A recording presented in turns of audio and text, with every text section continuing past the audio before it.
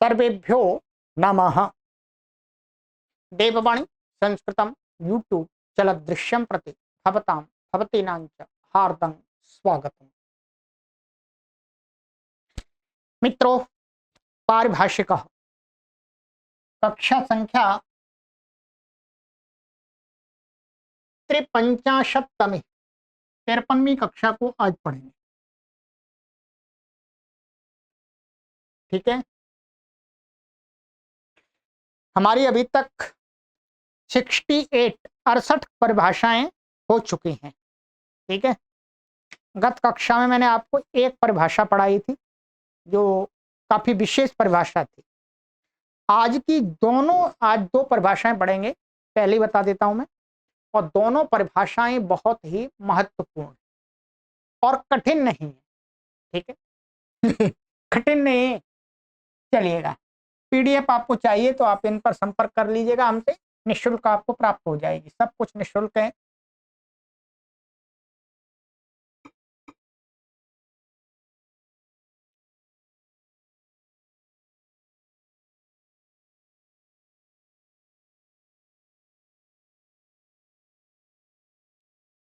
चलिएगा, आज हमारी परिभाषा है भवति ही बहुव्रीहौ तत्गुण संविज्ञानमपि। ठीक है,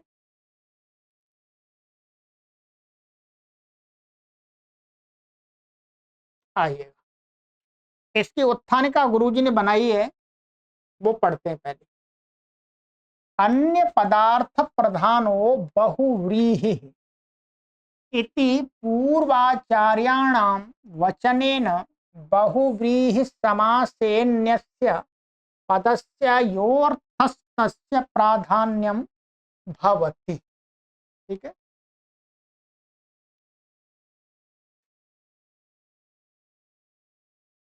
तो कहते हैं कि जो अन्य पदार्थ प्रधानो बहुव्रीहि, ये वास्तव में एक प्रकार से वचन है कि बहुव्रीहि समास होता है वो क्या होता है, अन्य पदार्थ प्रधान वाला होता है। अर्थात समास के अंदर जो पद होते हैं उससे भिन्न पदार्थ की प्रतीति कराता है। ये खूब पढ़ाया है आपको।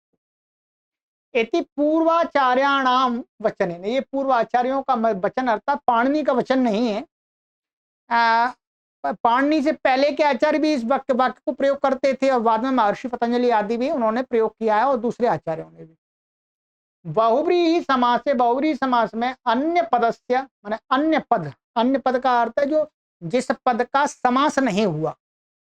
समस्त जो पद हैं उनसे भिन्न पद, उसका जो अर्थ होता है उसका प्राधान्य होता है वहां पर। ठीक है, अन्य पदार्थ की प्राधान्यता होती है। समस्यमान पदापेक्षयेहान्यत्वम उच्यते, वही बात कहती। समस्यमान पदापेक्षया माने समस्य जिन पदों का समास किया गया है उन पदों की अपेक्षा से यहाँ पर अन्यत्वम उच्यते माने अन्य पद। ठीक है, अन्य पद माने ऐसा पद जिसका समास नहीं हुआ, समास से भिन्न पद। अर्थात ययोर येषां वा पदानां समासः क्रियते तेभ्यः पृथक भूतेन पदेनाभिधीयमानो अर्थः अन्य पदार्थः इति निगद्यते। ठीक है,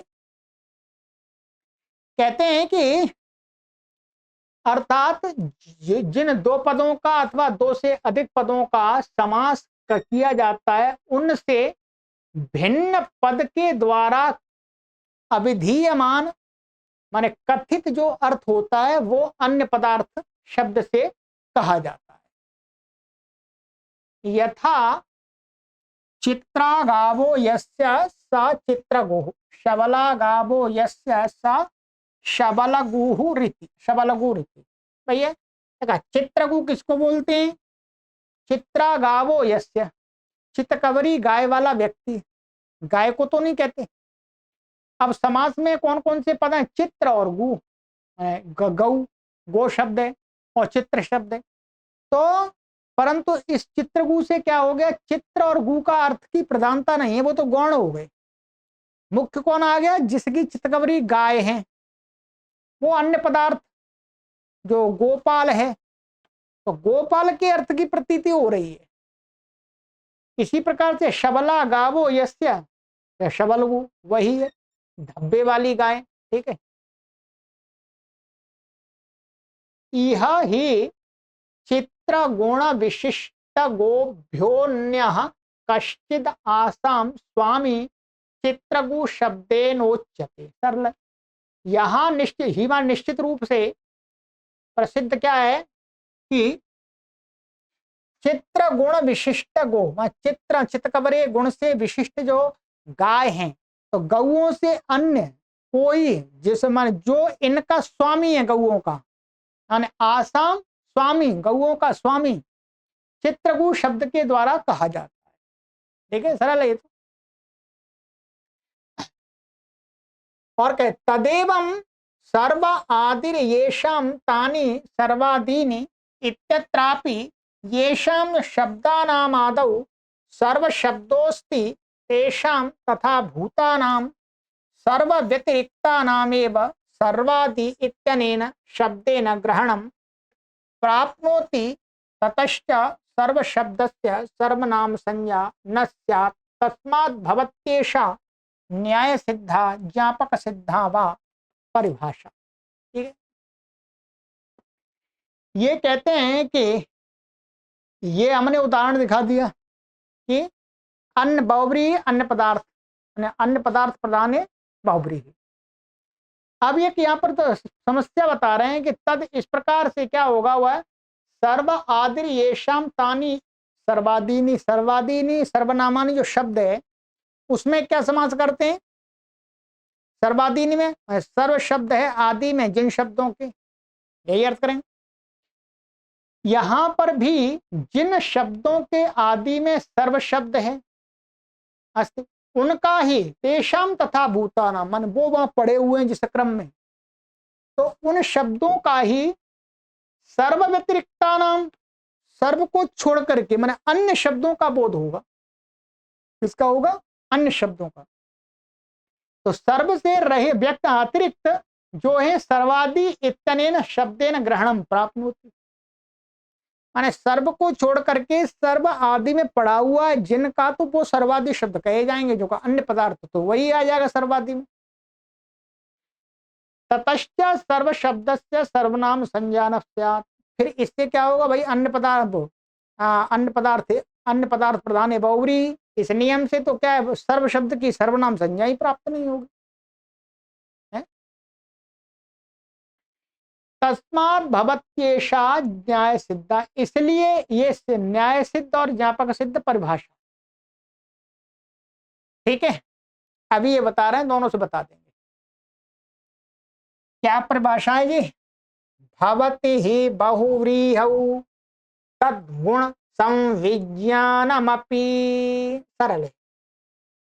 कहते हैं ही का अर्थ है प्रसिद्ध, प्रसिद्धि अर्थ में, कि भवती ही बहुव्रीहौ माने बहुव्रीहि के अर्थ, बहुव्रीहि के विषय में प्रसिद्ध है, होता है क्या, तदगुण संविज्ञानम, अर्थात अन्य पदार्थ के साथ साथ में जो गौण अर्थ है उसका भी ग्रहण होता है, उसका भी ज्ञान होता है, विज्ञानम। तदगुण संविज्ञानम अपि से अन्य पदार्थ का भी बोध होता है। ठीक है, अर्थात समस्यमान पदों के अर्थ की भी प्रतीति होती है, ऐसा नहीं है समस्यमान पद के अर्थ की प्रतीति नहीं होती, वो भी होती है और नहीं भी होती है। ठीक है, नहीं माने मुख्य रूप से ना सही पर गौण रूप से तो होती है। अब उदाहरण बता रहे हैं, बहुव्रीहि समासो हि द्विप्रकार कोंगीक्रियते तद्गुण संविज्ञानः अतद्गुण संविज्ञानश्च।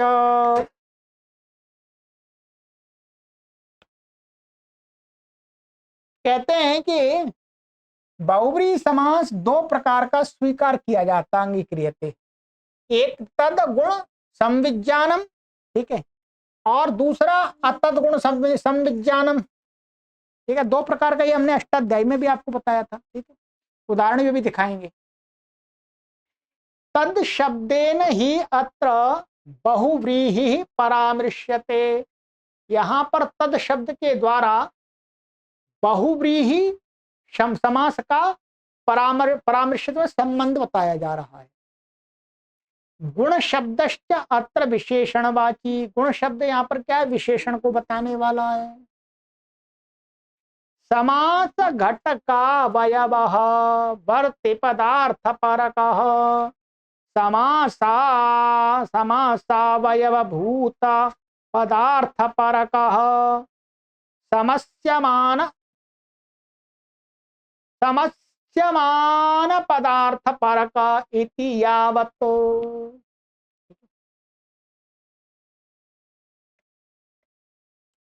क्या कह रहे? कहते ये बता दिया अत्र गुण शब्द विशेषण वाची।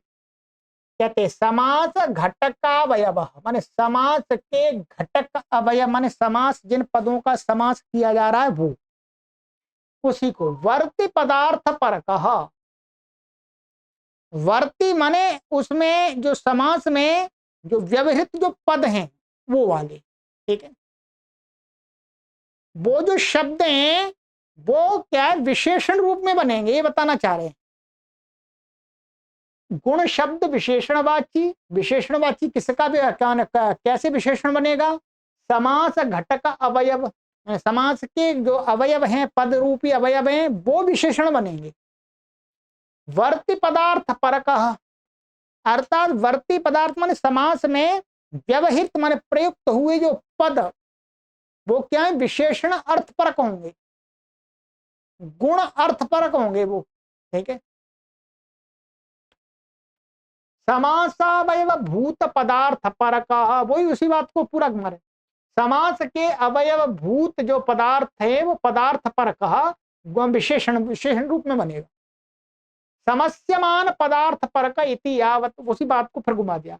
समस्यमान यहाँ पर जो जिन पदों का समास किया गया है उस पदार्थ परक वो विशेषण बनेंगे, ठीक है।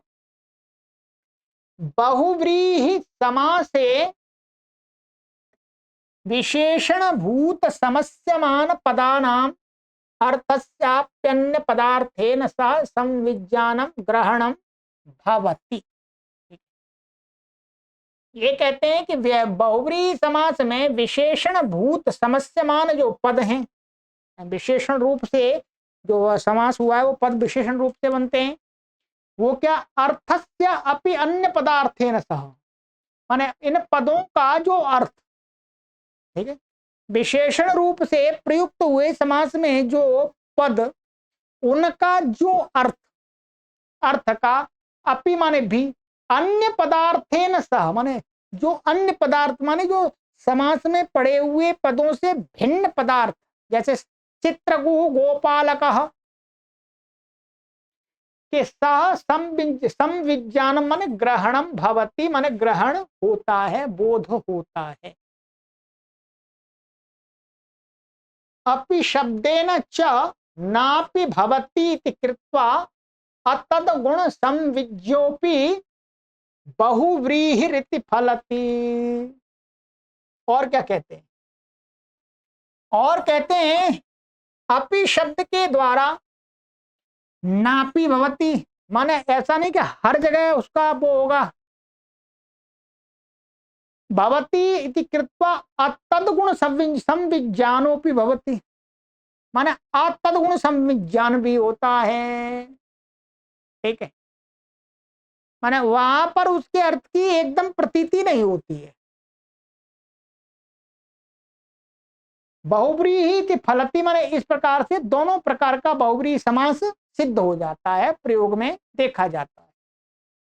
लोके तु यत्र समास अवयव भूत पदानाम अर्थोन्य पदार्थेन सह समवाय संबंधेन संबद्धोस्ति तत्रैव तद गुण संविज्ञानो बहुव्रीहिरिति।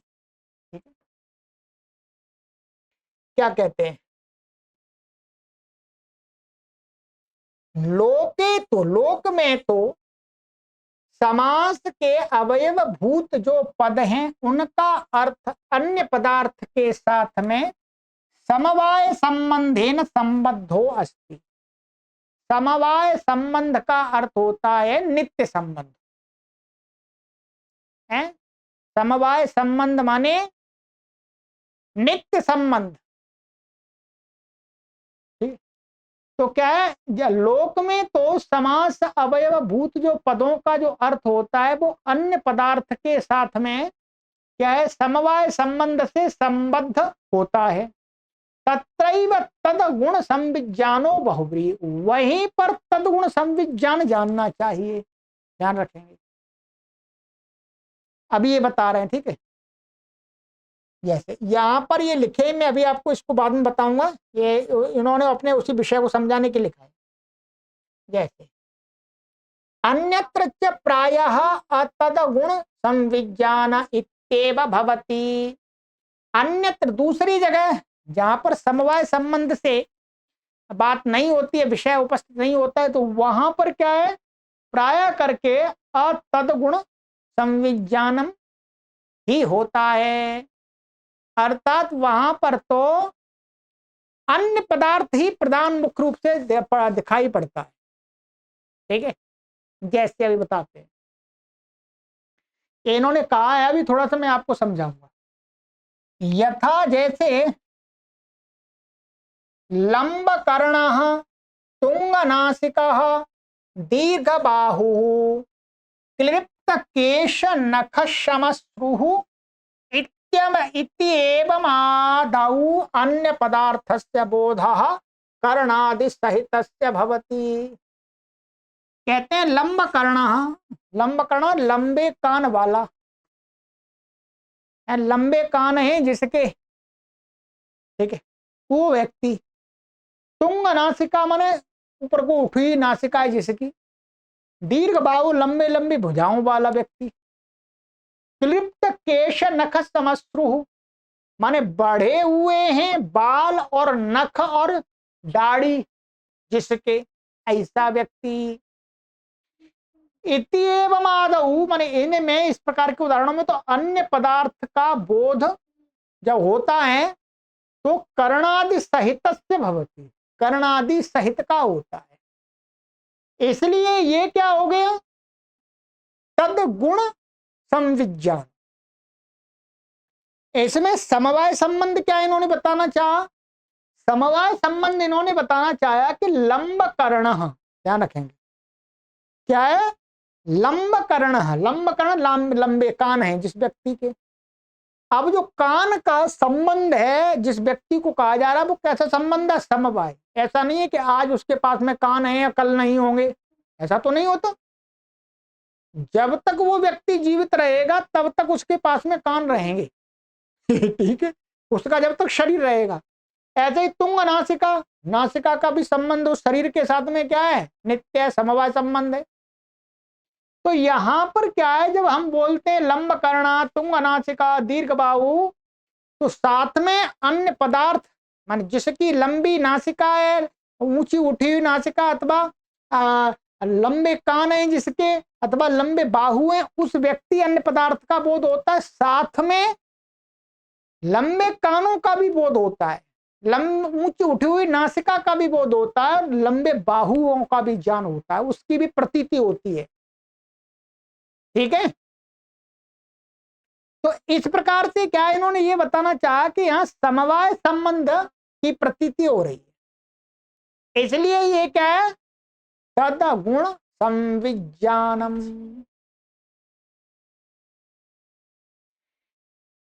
अब ऐसे ही क्लिप्त बड़े हुए जिसके केश बड़े हुए हैं, केश नख और श्मश्रु, इनका भी तो हमारे शरीर के साथ में नित्य संबंध है, नित्य संबंध है।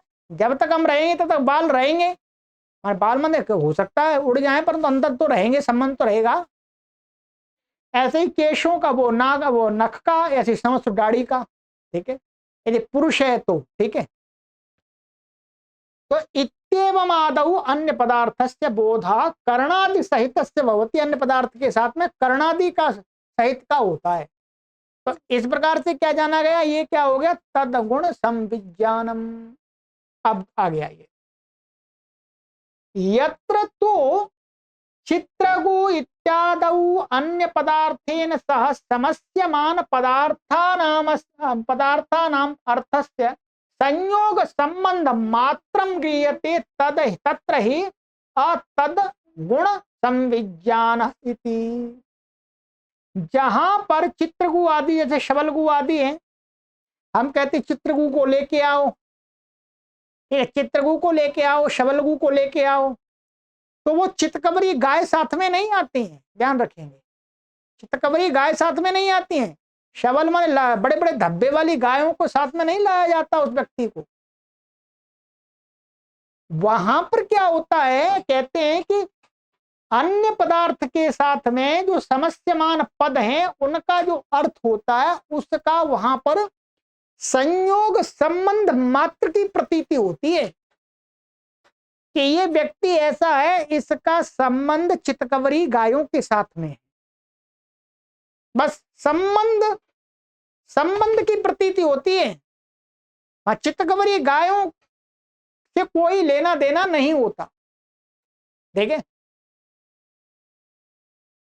तो यहां पर क्या है, यहां पर समवाय संबंध नहीं है।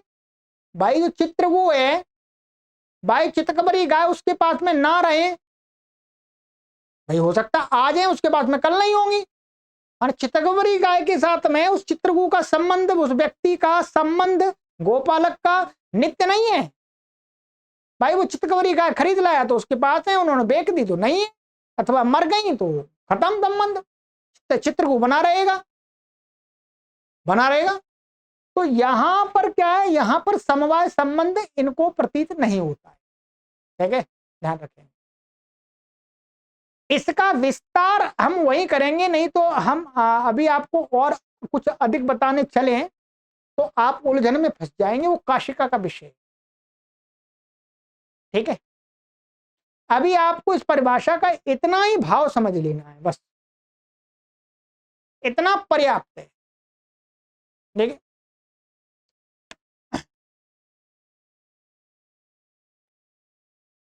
तो ये हो गया। ठीक है, अब यहां पर जो इन्होंने इसका वो दिया है कि शास्त्रे तो गण निर्देशेषु प्रायस्तद गुण संविज्ञानो बहुव्रीहिर्भवति।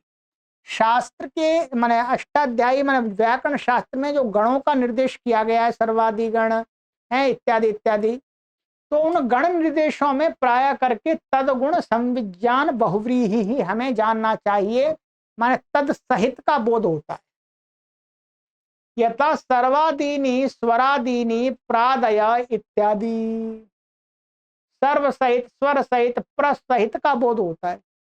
तेन तत्र तत्र आदि भूत शब्दोपि अन्यैहि शब्दैहि सह परिगृहीतो भवति। इनमें क्या है, सर्व आदि माने आदि शब्द तो वास्तव में सर्व को ही कह रहा है, सर्व का ही तो विशेषण है। और स्वर आदि, तो यहां पर आदि शब्द सहित वाला जो सर्व है और ये है, ये अन्य पदार्थ है जो उनके साथ में इनका भी बोध होता है, परिगृहित तो अति ग्रहण होता है। गण निर्देशाद अन्यत्र तो यथा लक्ष्यम व्यवस्था क्रियते। ठीक है, कहते हैं गण से भिन्न, क्या है, गण निर्देशों से भिन्न तो जहां कहीं पर भी बहुब्रीहि समास होता है वहां तो यथा लक्ष्यम माने उदाहरण की दृष्टि अर्थ को देख करके वहां पर संबंध लगेगा कि इसका प्रयोग अतद्गुण में है अथवा तद्गुण में है। ठीक है, व्यवस्था क्रियते यथा जैसे आम प्रत्ययवत इत्यत्र ही अतद्गुण संविज्ञानम। तो आम प्रत्ययवत क्रियोन प्रयोगस्य प्रथम अध्याय के तीसरे पाद का सूत्र है। यहां पर यह कहा है कि आम प्रत्ययवत माने आम प्रत्यय हुआ है जिस धातु से। यहां पर क्या आम प्रत्यय का ग्रहण नहीं होता, ये अतद गुण है। यहां पर आम प्रत्यय से वहां कोई काम करना नहीं होता, माने वहां तो ये आम प्रत्ययवत माने आम प्रत्यय हुआ था जिस धातु से, उस धातु को बताता है मुख्य रूप से। आम के साथ तो केवल संबंध का बोध मात्र कराया जाता है। तो यहां पर क्या आम प्रत्ययवत में आम प्रत्यय बहुब्री समास किया हुआ आप देखेंगे तो ये क्या है, अतद्गुण संविज्ञान है। ठीक है, अब आइएगा आगे, इसका ज्ञापक जो दिया है इन्होंने, जैसे आद्य सुभग स्थूल फलित इत्यादि चुव्यर्थेष्वच्वौ क्रिया करणे क्षुण, ये तीसरे अध्याय के दूसरे पाद का 56वां सूत्र है। इस सूत्र में इत्यत्र अच्वाविति प्रतिषेधेन एताम जापयत्याचार्यः, ये कहते हैं इस सूत्र में यहां पर अच्वौ, अच्वौ पद पड़ा हुआ है, यहां पर अच्वौ इति प्रतिषेधेन माने च्वी का प्रतिषेध किया है। तो प्रतिषेध के द्वारा इस परिभाषा को आचार्य महर्षि पाणिनि ज्ञापित करते हैं कि इसका अस्तित्व है। तत्कथम, वो कैसे, तो कहते हैं च्व्यर्थेषु इत्यत्र बहुव्रीहि, कि च्व्यर्थेषु यहां पर ये लिया च्व्यर्थेषु, इसमें च्व्यर्थेषु इसमें बहुव्रीहि माना है, बहुव्रीहि समास माना है। क्या बहुव्रीहि, क्या च्वीरर्थो येषाम उपपदानाम तानि च्व्यर्थानि, माने च्वी अर्थ है जिन उपपदों का, वे उपपद क्या है, च्व्यर्थानि। ठीक है, ध्यान रखें, च्व्यर्थानि तेषु च्व्यर्थेषु, ये हो गया बहुब्री समास हो गया। अब यहां पर हम ये माने कि तदगुण संविज्ञान बहुब्री ही नहीं होता है, केवल अतदगुण संविज्ञानम बहुब्री ही होता है, जैसे सबलगुहु चित्रगुहु आदि जैसे बताया हमने। तो कहते हैं कि यदि बहुब्री ही अतद गुण एव स्यात्, यदि अतद गुण संविज्ञान वाला ही बहुब्री ही हो, तो कहते हैं च्विरर्थो येषाम तेषु उपपदेषु एव भविष्यति खुन, फिर तो ये कहते हैं कि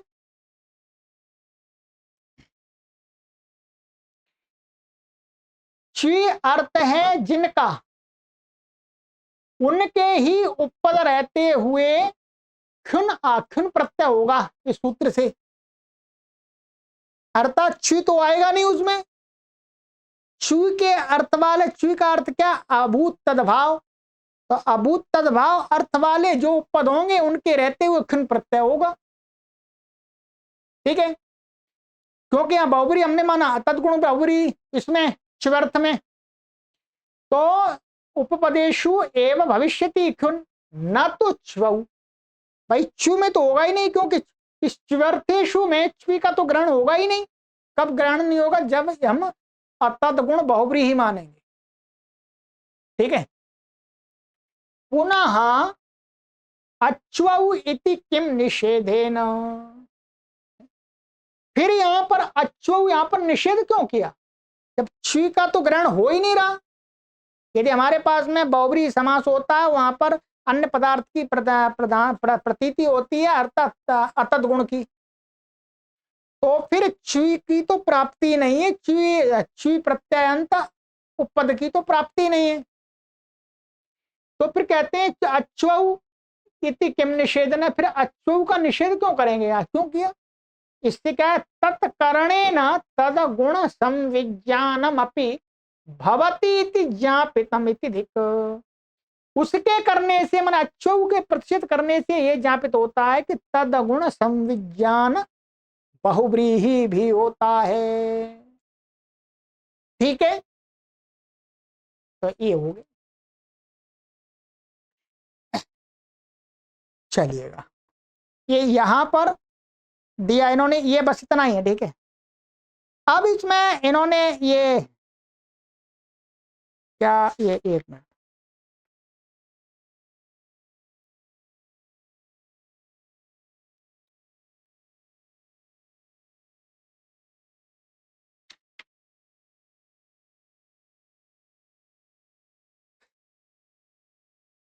यहां पर इन्होंने ये कहा था कि न्याय सिद्धा ज्ञापक सिद्धा, तो न्याय सिद्धा का अर्थ यहां पर इन्होंने कुछ एकदम बताया नहीं, वैसे ज्ञापक सिद्ध तो बता दिए, न्याय सिद्ध अर्थात न्याय सिद्ध से ये यही लेते हैं कि दोनों प्रकार से हमें लोक में अर्थ की प्रतीति होती है।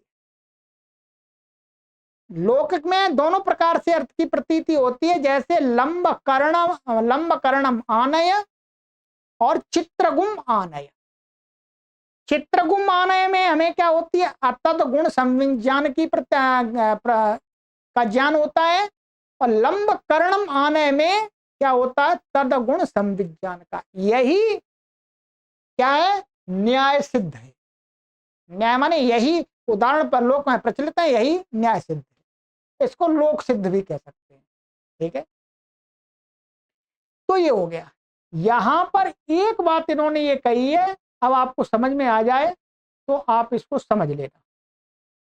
यहां पर, अच्छा ये पहले समझा देता हूं, यहां पर टिप्पणियां दी हैं। ही का अर्थ है यहां पर हे इति प्रसिद्धार्थी, माने प्रसिद्ध अर्थ में ही का प्रयोग हुआ है, अर्थात बहुव्रीहि समास दो प्रकार से प्रसिद्ध है, प्रसिद्ध स्वीकार किया जाता, प्रसिद्ध है, ये अर्थ है। ठीक है, यहाँ पर ये ही वाला। दूसरी टिप्पणी इन्होंने दी है यहाँ पर, कहाँ दी थी दूसरी, ये वाली, तदा गुण संविज्ञान। इस शब्द का अर्थ यहाँ पर इन्होंने बताना चाहा है गुरु जी ने। तस्य बहुव्रीहेः माने तदगुण माने क्या कहते हैं, तदगुण तस्य बहुव्रीहेः अन्य पदार्थस्य गुणा विशेषणानि उपलक्षणानि तदगुणा। तद शब्द से वहां पर तदगुण में बहुव्रीहि का ग्रहण है। ठीक है, और गुण से विशेषणों का ग्रहण है। ठीक है, तो बहुव्रीहि के माने अन्य पदार्थ के विशेषण, गुण का अर्थ माने अन्य पदार्थ, उस बहुव्रीहि के अन्य पदार्थ के विशेषण, ये अर्थ आएगा। तेषाम कार्ये, उनके कार्य में, संविज्ञानम माने संप्रत्यय तदगुण संविज्ञानम माने उनके कार्य में माने समाज करने में क्या होता है, संविज्ञानम कार्य, संप्रत्यय माने ज्ञान, तदगुण संविज्ञानम, ये समास इस प्रकार से हमें समझना। आगे तीसरी टिप्पणी दी थी इन्होंने, यहां पर ये दी है, क्या है, सह संविज्ञानम ग्रहणम भवति। भवति का अर्थ यहां बताते हैं कि विशेष अन्वयिनान्वयित्वम भवति इति आशय। विशेष्य के साथ में, माने विशेष से क्या, विशेष जो अन्वयी है उसके साथ में उसका अन्वय हो जाता, माने संबंध लग जाता। ठीक है, ये कहते हैं वही भवती माने का, ये बताया था, माने अन्य पदार्थ के साथ में, अन्य पदार्थ तो क्या होगा, विशेष हो गया, तो उसके साथ में इसका, इस जो अन्वयी है जो विशेष है, उसके साथ में उसका जो विशेषण रूप जो शब्द है वो उसका संबंध लग जाता उसके साथ में, विशेष पद के साथ में, ये बताना चाहा है। ठीक, अब यहां पर इन्होंने एक ये बात कही थी, उस पर थोड़ा सा मैं आपको बता देता हूं। ये कहाँ कहा था इन्होंने,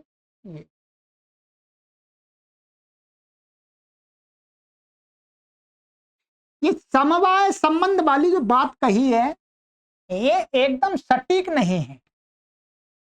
यहाँ पर इसका कहने का कोई प्रयोजन नहीं बनता है।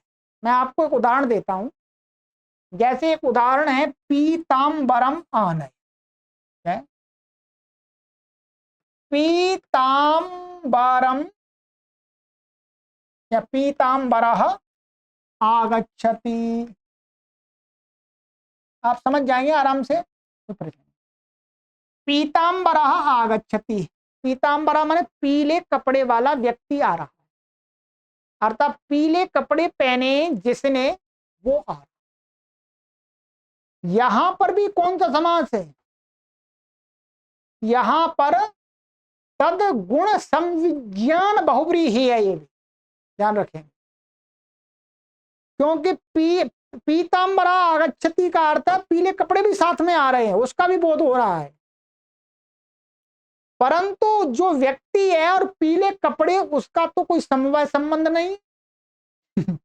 समवाय संबंध नहीं है, इसलिए ये समवाय संबंध की जो बात कही यहां पर, इसको छोड़ देना चाहिए, छोड़ देना चाहिए, लिखना ही नहीं चाहिए। ठीक है, तो मेरे पास दूसरी पुस्तक में उसमें हटा दिया गया, मैंने आपको उदाहरण देकर समझा दिया। यदि यहां पर इस समवाय संबंध का लगाने लगेंगे तो ये कैसे समास बनेगा जी? ये तो अतद्गुण बन नहीं सकता, क्योंकि यहाँ तो हमें पीले कपड़ों की भी प्रतीति हो रही है, पीले कपड़े हुए धारण करके आ रहे, जैसे लंबी नासिका, लंबी नाक वाला, उठी नाक वाला है, वैसे ही पीले कपड़े वाला। तो यहाँ पर क्या वास्तव में तदगुण संविज्ञान बहुब्री ही है, परंतु यहाँ पर समवाय संबंध तो नहीं है कपड़े का और उसका, ध्यान रखेंगे, कपड़े का और उस व्यक्ति का समवाय संबंध नहीं। ये मत सोचिएगा पीतांबर माने अंबर और पीले का जो समवाय संबंध, यहां इसका नहीं लेना। समवाय संबंध तो वहां दिखा रहे थे वो कि जो नासिका और जो अन्य पदार्थ है, वहां वही कहा है, समवाय समासावय भूत पदार्थानाम अर्थो अन्य अन्य पदार्थेन सा समवाय संबंध, अन्य पदार्थ के साथ में। अन्य पदार्थ तो वहां पर कौन हो रहा है? मनुष्य हो रहा है, वो लंबी नाक वाला, ऐसे या पीला कपड़े वाला वो व्यक्ति। ठीक है, यहाँ पीतांबर, ठीक है, वो समवाय संबंध इनका तो आपस में है, पर ये नहीं यहाँ पर लगा रहे, इसलिए यहाँ पर इस बात को हटा देना चाहिए। इसका यदि इसको लगा देंगे तो फिर यहाँ नहीं घटेगा। ये बात आसानी से आपको समझ में आ गई होगी। ठीक, दूसरी वाली पुस्तक में इसको हटा दिया गया, नहीं रखा। ठीक, चलिएगा, तो हम तो सोच रहे दो परिभाषा हो जाएंगी, पर परिभाषा तो आपकी एक ही हुई आज। अब अगली परिभाषा और समय लेगी। चलिए, इसको नहीं पढ़ पाएंगे आज, उसी को एक ही हो पाई है। अब हमारा संकल्प पूरा नहीं हुआ, क्योंकि कक्षा बहुत बड़ी हो जाएगी फिर आपके लिए, कम से कम इतना ही समय उसमें लगेगा। कोई बात नहीं, अगली कक्षा में पढ़ लेंगे। ठीक है, सर्वेभ्यो नमः। मेरी प्यारी लाडो बेटी, क्या कर रही है? क्या लाया तू? कुछ कुछ कर रहा है तू, क्या लगा रहता है? प्यारी बेटी।